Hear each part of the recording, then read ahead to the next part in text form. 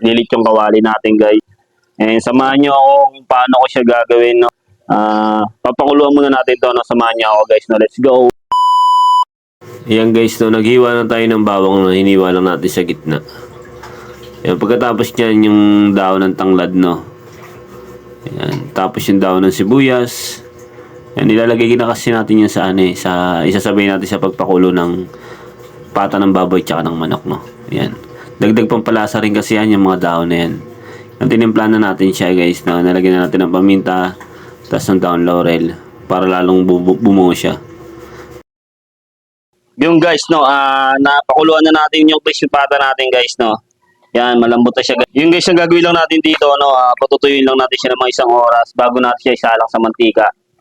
Bago natin siya lutuin to guys, no. Yan, patutuyuin lang natin siya guys. Kaya kung gusto niyo naman mapabilis matumuyo, papatayin nyo na electric pan kung gusto niyo naman. Yung guys, solid to. Tsaka kung hindi ka pa nakapalo sa akin, ipalo mo na ako para mag-updated ka sa mga lalabas kong video.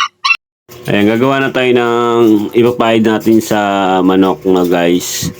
Yan kasi air fryer natin siya. Yan, nagano na tayo ng bawang tsaka sibuyas.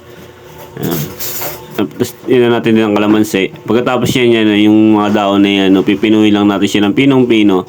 Tapos ihalo natin yan guys sa tinimpla natin.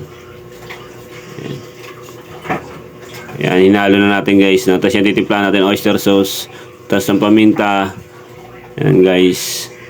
Haluin lang natin. Pag okay na yan guys, no, ilalagay na natin yan sa manok na pinatuyo natin na 1 oras. Yan, pagkatapos yan guys, no, ilalagay natin sa air fryer. Yan, napaka-solid yan nung pag natapos yan guys. Napakasarap. Yan, tinimpla na rin natin yung pata. Ginamitan lang natin yan ng asin tsaka paminta, no. Kaya kung anong gusto nyo ilagay, pwede rin, no. Yan, pinirito na natin yung pata ng baboy. Kinirispy na natin guys. Napakasarap. Yan, tsaka kung hindi ka pa nakapalo sa akin, ipalo mo na ako para may updated ka sa mga lalabas kong video. Yan guys, napakalutong niya, no. Yan, solid. Ang lutong talaga ng balat niya guys, oh. Yan, ayun na yung manok guys, no, na in-air fryer natin. Yan, tapos lalagyan pa natin yan ng yung sauce na natira. Bubusan pa natin yan guys para lalong mas masarap. Yan, solid, oh.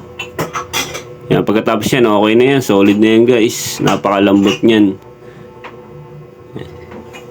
Yan guys, no, solid. Kung ako sa inyo, gawin nyo na yan guys, no, napakasarap niyan guys.